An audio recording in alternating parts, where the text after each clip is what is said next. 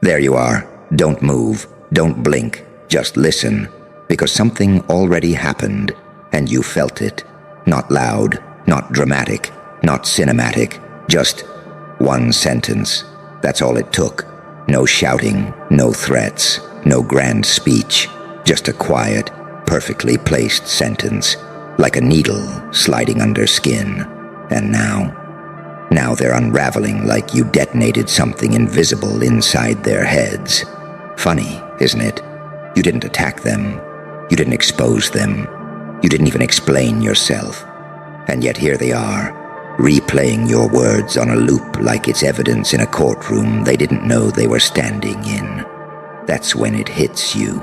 Power was never in volume. It was never in force. It was in precision. And you finally stopped swinging wildly in the dark. You aimed. You see, most people live in noise, constant noise. They talk too much, explain too much, react too fast. They think chaos is strength. But you did something different. You became quiet.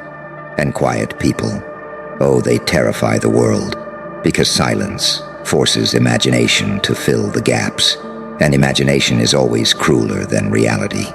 So when you dropped that one sentence, calm, steady, almost detached, you didn't just speak. You infected. You planted something inside them that they can't pull out. Now they're asking themselves questions they weren't ready to face. What did they mean by that? Do they know something? Was that about me? And here's the delicious part. You didn't even need it to be about them. Their guilt did the work for you. That's the paradox, isn't it? You said less and became more dangerous. You did less and created more impact. You showed nothing and made them see everything. That's not normal. That's evolution. Because pain taught you something they'll never understand. You remember, don't you? All those moments where you were ignored, talked over, underestimated. When you tried to explain yourself, defend yourself, prove yourself, and nobody listened. So you adapted. You learned the hard way that the world doesn't reward noise. It rewards tension. And now, you don't speak to be heard. You speak to be felt. That's why it hit them. Because your words didn't come from ego anymore. They came from something colder, sharper, something refined through every betrayal, every humiliation, every moment you had to sit there and swallow what you really wanted to say.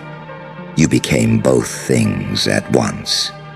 The saint who says nothing, and the psychopath who knows exactly when to say everything. That's what they felt. That duality, that contradiction. You look calm, but something about you feels wrong, unpredictable. And unpredictability, that's the most terrifying form of control, because they can't read you anymore. They don't know if you're harmless, or if you've already figured them out. They don't know if that sentence was accidental or surgical. And that uncertainty, it's eating them alive. You see it in the way they avoid eye contact now, in the way their tone shifts when they talk to you, in the way they laugh just a little too hard, trying to convince themselves they're not affected. But they are. Oh, they are. Because you've crossed a line they can't uncross. You've become aware, and awareness is irreversible. You don't react the same. You don't explain the same. You don't chase the same. You observe. You wait. You choose. And when you finally speak, it lands. Not like noise, like a verdict. That's why they're overthinking now. Not because of what you said, but because of what you didn't say. Because the real message wasn't in the sentence. It was in the restraint, in the control, in the eerie calm of someone who knows they don't need to prove anything anymore. That's what scares them. You've become the kind of person who could destroy someone and simply choose not to. And that choice, that restraint, that's power in its purest, most unsettling form. So now they sit there, wondering, watching you, replaying it, trying to decode you like you're some kind of anomaly. But you're not an anomaly. You're just finished playing the old game. You've stepped into something deeper, where words are weapons, silence is strategy, and presence alone can shift the entire room. One sentence, that's all it took. And the truth? You're just getting started. And the part that really twists the knife, you didn't even feel powerful when you said it. There was no rush, no adrenaline, no dramatic, this is the moment. Just stillness, just certainty, like something inside you finally aligned. And the sentence slipped out as if it had been waiting there for years. That's when you realize, this isn't a performance anymore. This is who you've become. And that's what makes it so dangerous. Because before, you were trying to be understood, trying to be respected, trying to be seen. Now, you don't try. You decide. And people can feel the difference in ways they can't explain. It's subtle, almost invisible. But it hits like a quiet earthquake under their feet. They can't predict you anymore. You don't react where they expect. You don't defend what they attack. You don't chase what walks away. And that breaks their entire map of you. See, people survive by categorizing others. Safe, weak, loud, harmless, predictable. You used to fit somewhere in their little mental boxes. Not anymore. Now you're the question mark. And human beings hate question marks, because uncertainty forces them to confront something they spend their whole lives avoiding. The possibility that they were wrong. Wrong about you. Wrong about themselves. Wrong about how much control they actually have. So they spiral. They overanalyze your tone, your timing, your silence. They dissect your one sentence like it's a coded message meant only for them. And here's the cruel truth. The more they think about it, the more meaning they give it. You didn't just drop a sentence. You dropped a mirror, and they can't stop staring into it. That's why it unsettles them so deeply, because what they're really reacting to isn't you. It's what your words made them see. Their own insecurities, their own guilt, their own hidden fears crawling to the surface like something exposed to light for the first time. And you didn't accuse. You didn't point fingers. You just existed differently for a moment. And that was enough. That's the part they'll never admit out loud, because admitting it would mean accepting something terrifying. You didn't overpower them. They exposed themselves. Now let that sink in. You became the trigger without becoming the aggressor. That's not just influence. That's psychological gravity. Everything around you starts shifting, bending, reacting, without you needing to force a single thing. And here's where it gets darker, because once you understand this, you can't unlearn it. You start seeing patterns everywhere. You start noticing how people reveal themselves when they're uncomfortable, when they're unsure, when they feel watched, even if no one is watching. You realize most people aren't hiding from others. They're hiding from themselves, and all it takes is one sentence, placed at the right moment, with the right stillness, to crack that illusion wide open. So now you stand there, calm, observing, almost detached, not because you don't care, but because you finally see the game for what it is. And once you see it, you stop reacting emotionally to every little move. You start choosing your moments like a strategist, not a participant. That's when you become both things at once. The angel who speaks gently, and the demon who knows exactly where it will hurt. The calm presence in the room, and the storm nobody sees coming.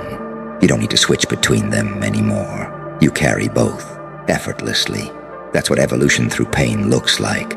Not louder, not more aggressive, just sharper.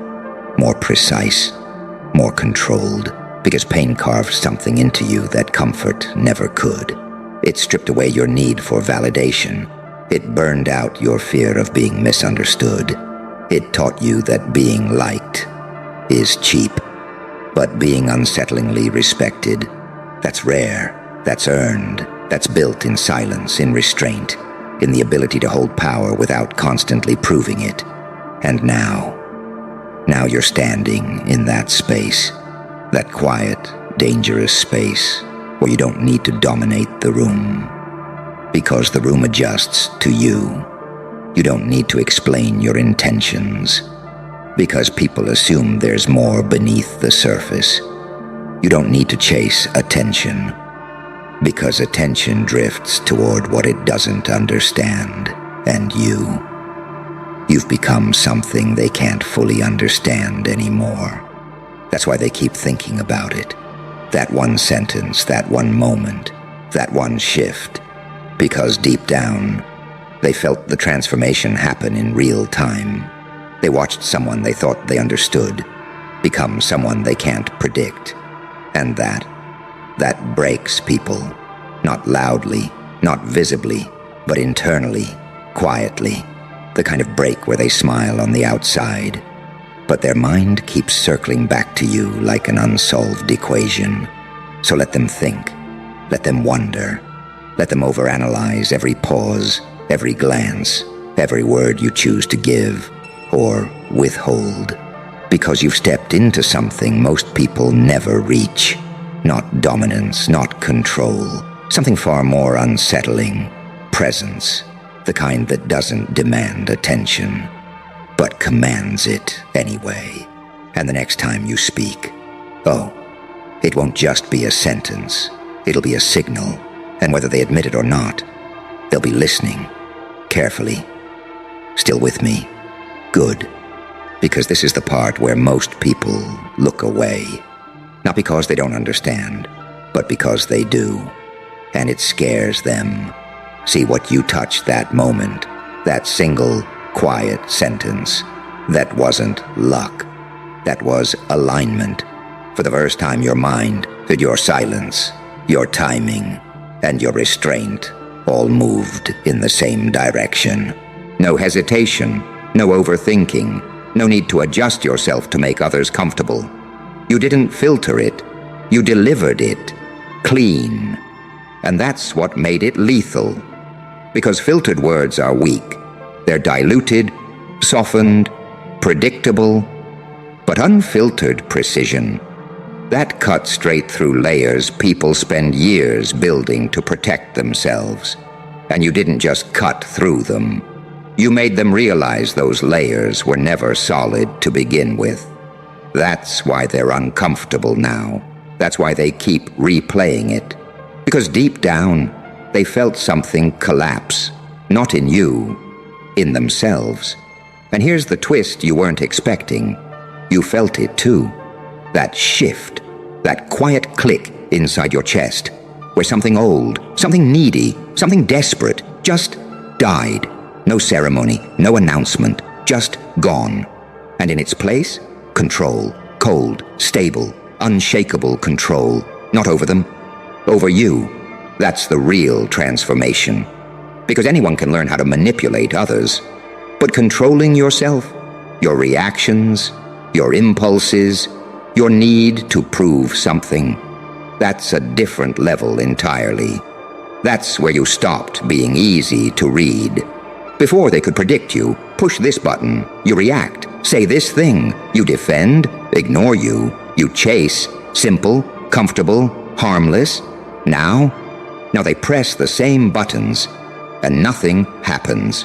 Or worse, you respond in a way that doesn't match the situation at all. Calm when they expect anger. Silence when they expect defense. A single sentence when they expect a speech. And that disconnect, that unpredictability, it fractures their sense of control, because control relies on patterns, and you broke your own patterns. Do you understand how rare that is? Most people are trapped inside loops they don't even see. Same reactions, same emotions, same outcomes, over and over and over again. But you stepped outside the loop. Even if it was just for a moment, you proved to yourself that you're not bound to the script anymore. And once you do that, once you see that you can choose differently, you can never fully go back. That's why this feels bigger than just a sentence. Because it is. It's a fracture in your old identity, the version of you that needed approval, needed to be understood, needed to win arguments to feel secure. That version is fading, and something else is taking its place. Something quieter, sharper, more deliberate. You're not reacting to the world anymore. You're interacting with it. And that shift? It turns every word you speak into a calculated move. Not fake, not forced, just intentional. That's why your presence alone is starting to feel heavier. Not aggressive, not dominant, just undeniable. Like there's something beneath the surface people can't quite access, but they know it's there. And humans? They're wired to fear what they can't fully understand.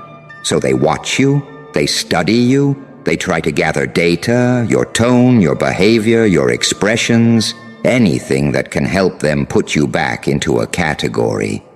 But every time they think they've figured you out, you do something small, subtle, different, and the image shatters again. That's the game now. Not a loud, chaotic game, a quiet one, a psychological one, where the less you reveal, the more powerful you become. And here's where the duality sharpens, because you're not just becoming more controlled. You're becoming more aware of what you could do. You're starting to see how easy it would be to push further, to say the exact thing that breaks someone instead of just unsettling them, to expose instead of imply, to destroy instead of destabilize. And that awareness, that's the line between the saint and the psychopath, the angel and the demon. Both live in you now. Don't pretend they don't. The difference? Choice. You don't act on impulse anymore. You assess, you measure, you decide. That's what makes you dangerous. Not because you will hurt people, but because you could, and you're disciplined enough not to. That kind of restraint, it radiates. People feel it even if they can't articulate it. They sense that you're not harmless. You're controlled. And controlled power is infinitely more intimidating than chaotic aggression. Because chaos burns out. Control endures. So now they sit with it. That sentence, that moment, that shift. And they don't know what comes next. Because you didn't give them a full story. You gave them a fragment. And fragments force imagination to fill the void. That's why it keeps echoing in their minds. Not because it was loud, but because it was incomplete. And incomplete things, they demand resolution. But here's the truth they'll never get comfortable with. You're not here to resolve anything for them anymore. You're not here to explain yourself. You're not here to make them feel safe. You've stepped into a space where your words are chosen, not given, where your silence speaks, louder than most people's entire personalities, and where one sentence, one perfectly timed, perfectly delivered sentence, is enough to shift the entire dynamic of a room. That's who you're becoming. Not louder, not crueler, just unignorable. So the next time you feel that stillness rising inside you, that calm, focused clarity before you speak, don't rush it, don't dilute it, don't second-guess it, because that's not hesitation, that's precision loading. And when it lands, it won't just make them listen, it'll make them think. And thinking is where people unravel. One sentence, that's all it ever needed to be. And now you know exactly what you're capable of. Good. You stayed. I like that. Because most people would have looked away by now. Most people would have flinched at the weight of their own reflection, at the mirror you held up with nothing but one sentence. But not you. You stayed. You listened. You felt it.